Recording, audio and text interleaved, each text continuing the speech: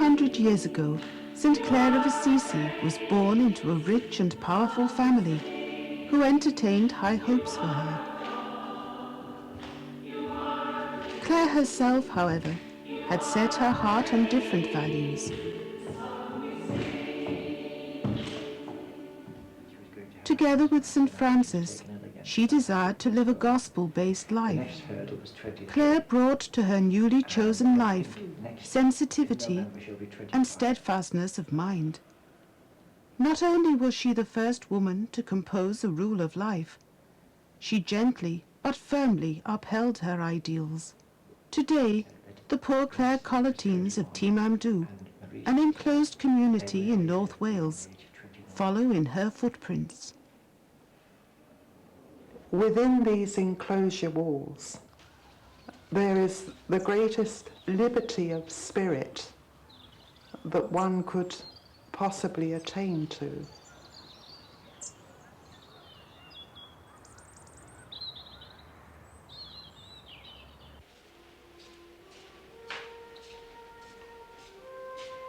I travelled about 13,000 miles to become a Catholic and a Poor Clare.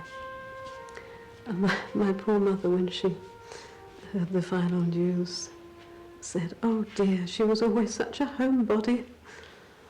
And my father took a slightly different line. "I always knew if you became a Catholic you'd want to become a nun." Nothing like going to the dogs completely. I was a very self-centered, selfish sort of person. But other people can help you to grow out of that and to become much more outgoing and conscious of other people and the desire to help them. When I was about 16, I began to have an overwhelming fear of death, especially of being blown to bits by an atom bomb. And it really haunted me. I was a terribly insecure individual. I just longed for a bolt hole, something to assure me that I just wasn't going to dissolve into nothingness. And that, I suppose, was the beginning of what you might call my conversion.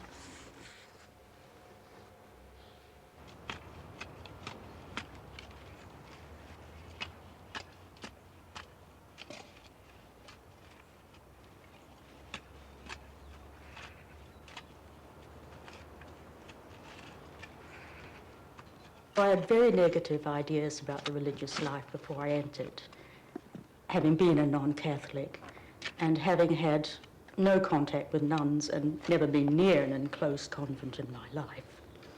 You fancy they never smiled, they never washed, they never ran. You didn't know quite what they do except pray all day, which you felt was a bit beyond you. Well, I found it was entirely different. And I found that the community was a real family.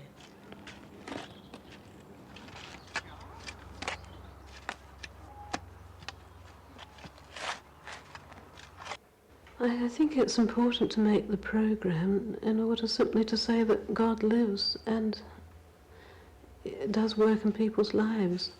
There are so many people who live lives completely oblivious of God now, and there is also a lot of propaganda against God and his works. I think it's very important that somebody should say something positive.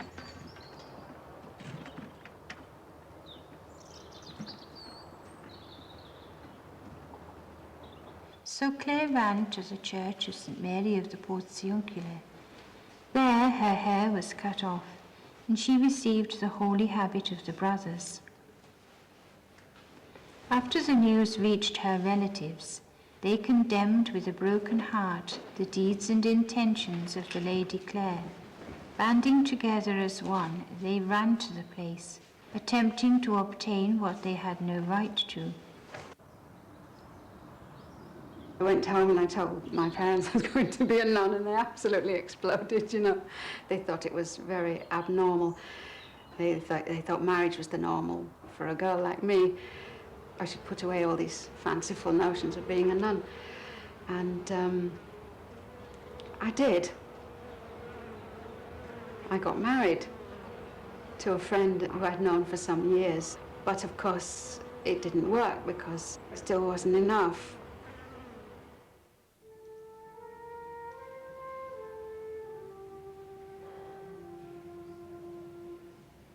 I have grown a lot from the very inexperienced, set in her ways 21-year-old who entered 20 years ago. I had to broaden my outlook on life, humanly as well as in the spiritual sense. Happiness lies in relationships. If I looked at Sister Ruth, I could consider her an unwanted person, and she could look at me as an unwanted person. Her father was a Jew, and I am German. I said, we'll either now be at odds or learn to build a bridge.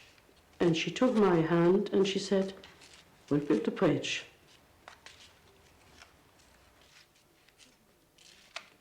One of our sisters once said as a kind of a joke, but it was maybe not a joke, we've only one thing in common, and that is God, and our noses in the middle of our faces.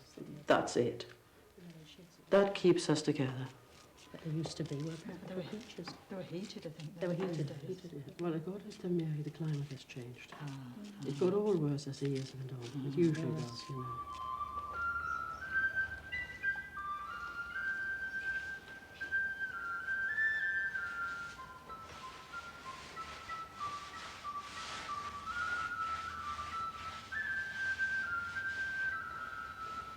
Take this, all of you, and eat it.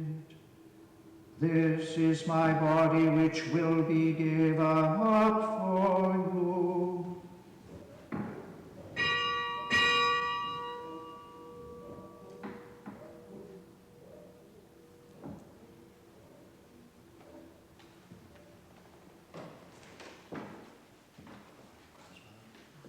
One day, by chance, I went into a church in the Elephant and Castle in London, and as I went into the church, there was a priest celebrating Mass, and it came to the consecration where he lifted up the sacred bread and proclaimed the words, "This is the body of Christ." And it was an extraordinary experience because I didn't need anybody to tell me that this was Jesus. I was given a gift of total faith.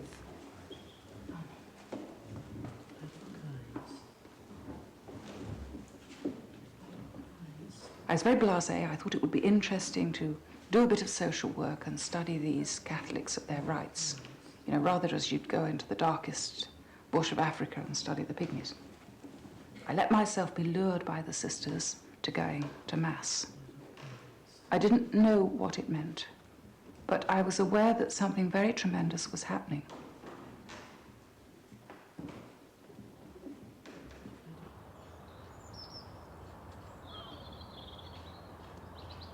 My parents were artists of the unsuccessful, non-money-making variety.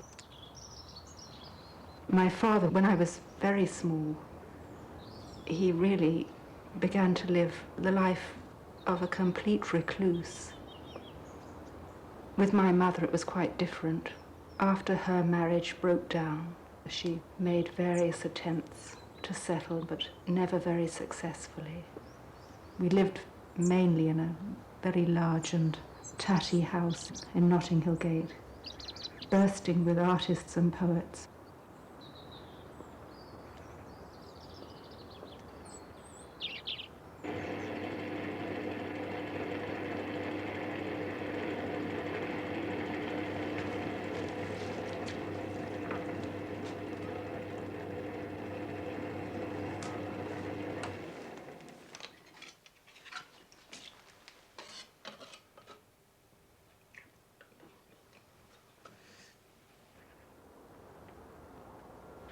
I found the element of facing up to a sort of barrenness of the work every day.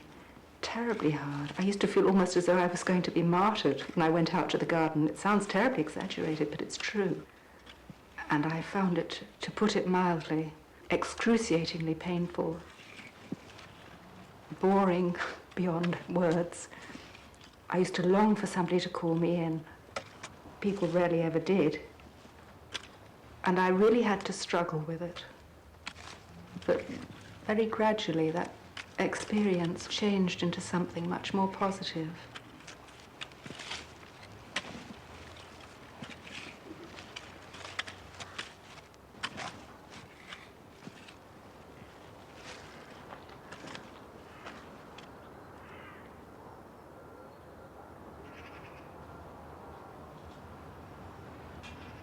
I thought that would be it, that I would enter and I'd live in peace and happiness forevermore.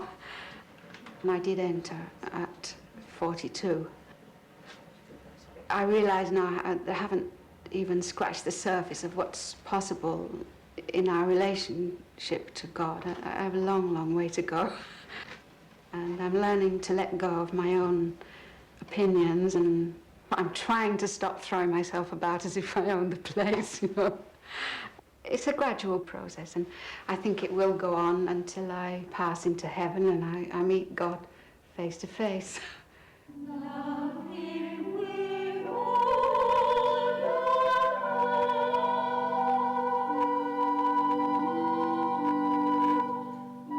As he was riding on the plain below Assisi, Francis met a leper. The encounter took him completely by surprise, and Francis felt sick at the sight before him. Then he remembered his resolve to follow Christ and the need to overcome himself. It expressed your rebelliousness. I very much wanted to have my own bike. If it weren't for the call from God, I'd still be living in the bike world, I'm sure. I found it very hard to leave it in some ways. Bike religion is totally all-embracing. Absolutely everything in your life circled around it, very much in one sense as our life is here now. You're a community, almost an isolated community in some ways. I'd been flat in it for a few months, and I figured that if I went back to my parents, I'd be able to afford to buy my own bike. So back I went. I think it was only about a fortnight later that God socked me one. I knew right from the start that I should become a Catholic and become a nun. Then after a while, the questions started coming. I couldn't quite imagine any convent wanting the likes of me.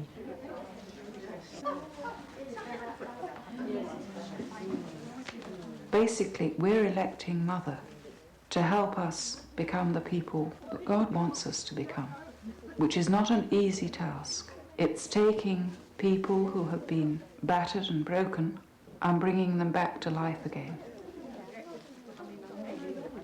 The dearest and most beloved friends I've ever had are in this community. It's a true, lasting relationship that you have with these sisters. There's a wonderful family spirit. Have you any spare onions? I've probably felt a lot in the past about what my parents did or did not do for me. It's become much clearer to me now that what our parents do or don't do does affect us, but it isn't the last word. In fact, we can often become much more enriched people because we've suffered than if we were all brought up with perfect family backgrounds, if there are any people who have had that experience.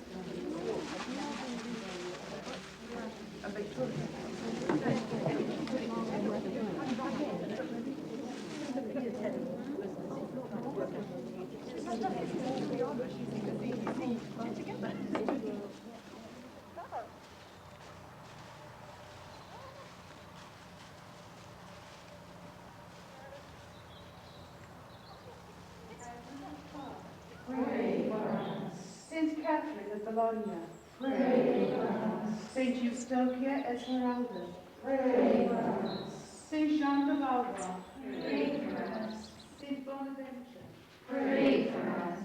Saint Pray for us. Saint John of California. Pray for us. Saint James of the Lodge. Pray for us. Saint Felix of Cantalice. Pray for us. Saint Benedict of Santa Teresa. Pray for us. Saint Pascal. Pray for us. Saint Francis Solano. Pray for us. The road to adulthood, which many of us have followed, is finding oneself at a point where there is no human support to be relied on. And when you have reached that point in your life, you have two choices. You will either find God or you will slash your wrists.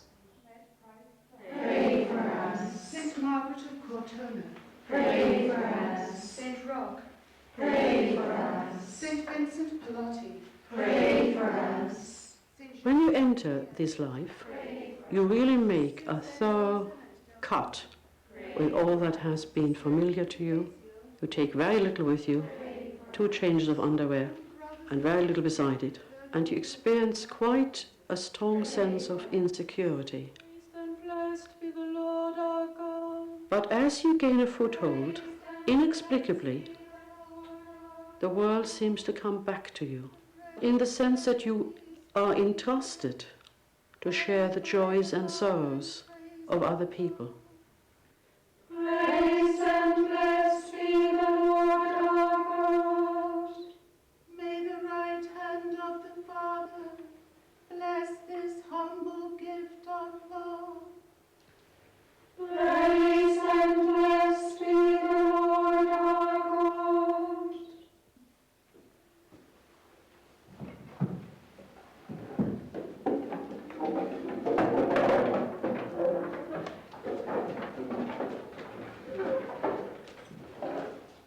At a time when St. Francis was staying in the town of Gubbio, something wonderful and worthy of lasting fame happened.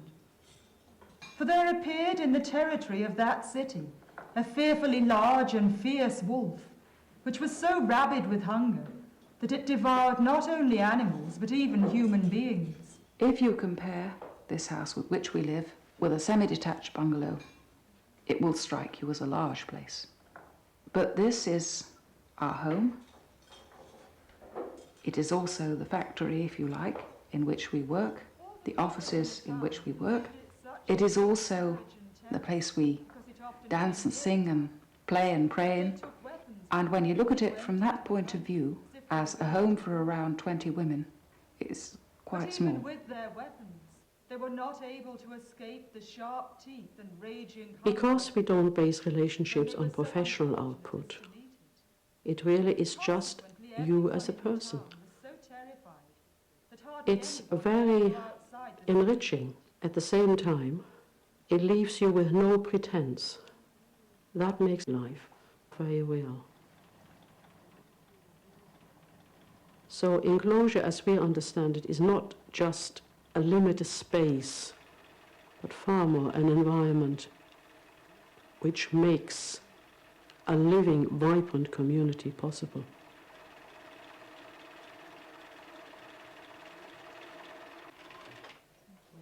I've never doubted my vocation for a moment. I've never wanted to leave.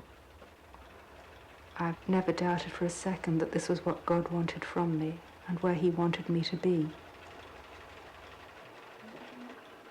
When I was in my late teens, the nun's story and I Leap Over the Wall and such like tones were very much the in thing.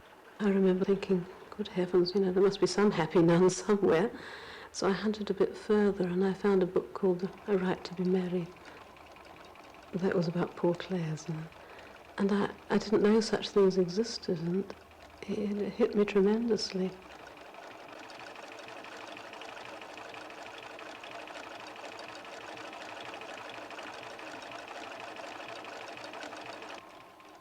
I can't tell which is the cast on and which is the cast Oh, off. can I? Yes, I'd be grateful. I've done it now, but Oh, you've done it. I've done it, but also I almost sewed the whole thing up before you realised. Yes. Well, I think that's the problem about it. I prefer the other ones where you can just knit from the feet up. Yes. The probably was hard to sew with. Well, it was the only thing I could put my hand on at the time. It's probably meant for cardigans and jumpers and such like. Yes. No, I Never mind. didn't like to turn out everything to find something better. We won't use it again, or at least we No. won't use it more than we have to. We've got lots of the nice yellow. Could make some more lions. Yes.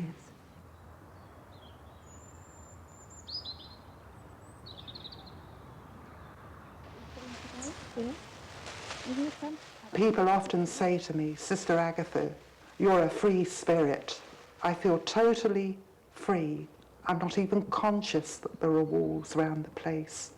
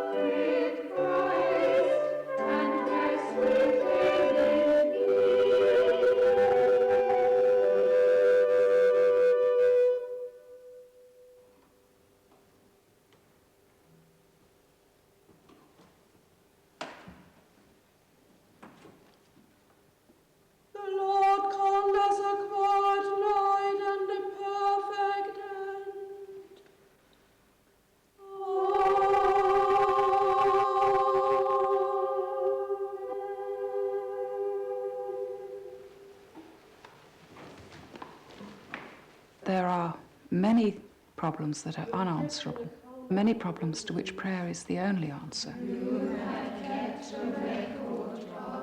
There are many isolated people, many suffering people, whom we will never know ourselves, but whom we believe will be touched because we are here, praying and praising God.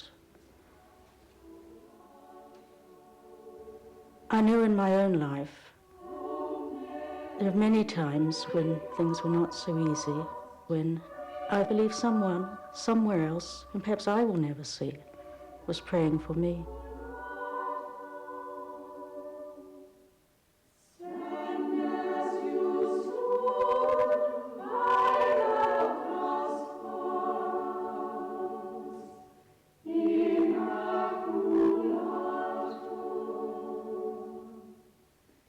By your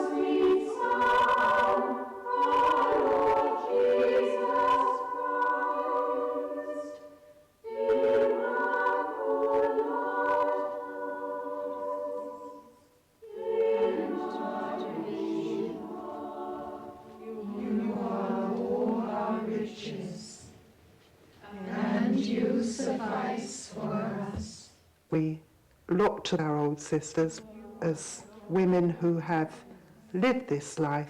They're our examples, they're our mothers, and it's our joy to take care of them in their old age. And our hope. You are three and one, Lord God, all good. You are good, all good, supreme good.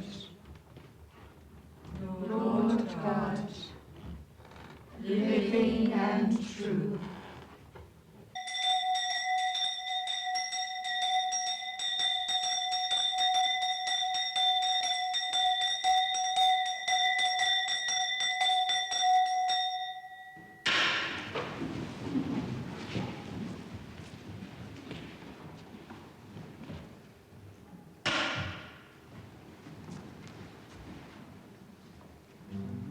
When I get up at night for matins, my deepest impression is memories of when I lived in the City of London, and I was very aware of how much sin takes place at night.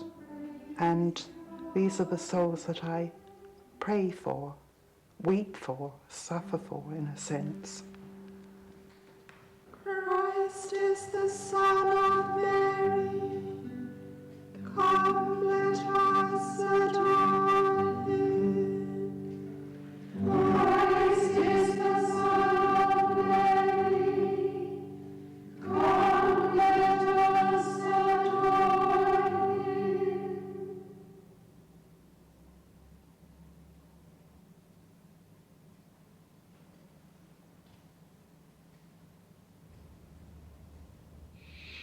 Although we have a wall around our property, that wall is not to keep people out. That wall is a sign that we have left the world, not to lock the world out, but to take that world to God. There's a story told by Tolstoy where a mother puts her little boy to bed and he begs her to leave the light on. And she says, no, no. And he says, but you see, I need to see your face. And in a way that tells us something about our own needs. Because God is invisible, we need to see people who know about God, and we need to see their lives.